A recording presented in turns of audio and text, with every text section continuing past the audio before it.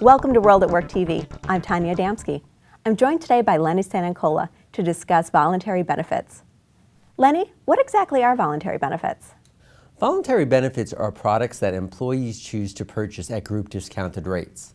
Voluntary products can be insurance products, they may be discounts or some type of service. They've actually been around for quite some time and are becoming more and more popular.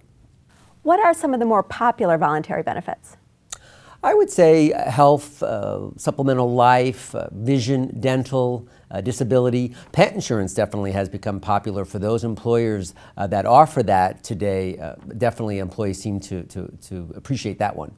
And what is the overall benefit of offering voluntary benefits? There's a couple of reasons. Voluntary benefits fill a gap. So if there are gaps in the employer's traditional core benefits portfolio, these voluntary benefits act to supplement those benefits. They are very easy to administer, require very little cost or administration on the part of the employer.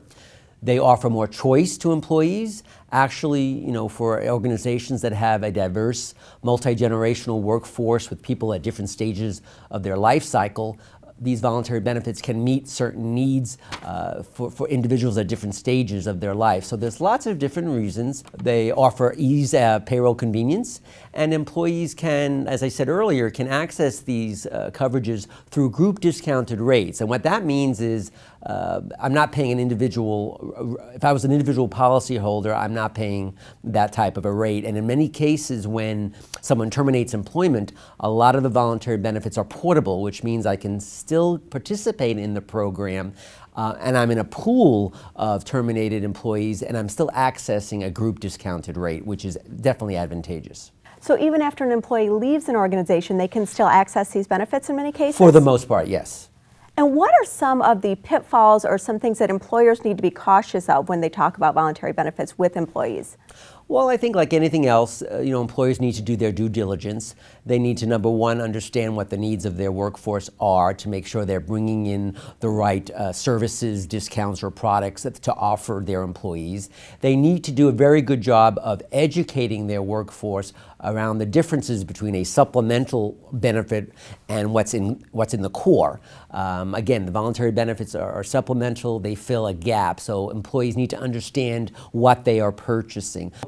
Making sure that they have a third-party provider that has a good track record, that's been around a while with these types of voluntary benefits, offer good customer service, and can explain to employees the difference between the types of products, focusing on communication and education. So communication is key in letting these employees know what to expect. Definitely, definitely. And what are some of the new voluntary benefits that you see coming along for employees? As I said earlier, pet insurance has become more popular, but actually has been around for a while. Identity theft is one that, as we've struggled with identity theft issues, that has become a popular voluntary benefit.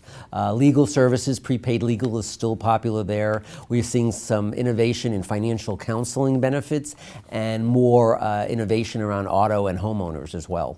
Financial counseling could be very beneficial to employees. Definitely. Coming out of the Great Recession, we've seen a lot of focus on financial wellness, and financial counseling can basically be a value add to the benefits portfolio. So where do you see the future of voluntary benefits headed?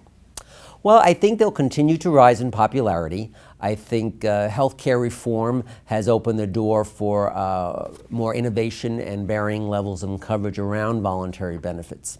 Although most of the healthcare online marketplaces right now are focused on core medical benefits, we could see voluntary benefits offered through the marketplace.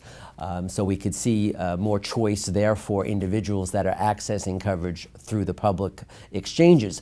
Currently, we see voluntary benefits in the private healthcare exchanges. So several of the private platforms now have certain voluntary benefits as part of the portfolio. So I think we'll see an increase not only in the number of voluntary benefits, but around the innovation and the type of coverage. So overall, you think that the healthcare reform will have some degree of impact on voluntary benefits? I believe so, because now reform has opened sort of the door for points of entry for healthcare. So there's more points of entry, and I think providers and service carriers will now see this as an opportunity where they can have these products available to individuals. Thank you, Lenny. For World at Work TV, I'm Tanya Adamski.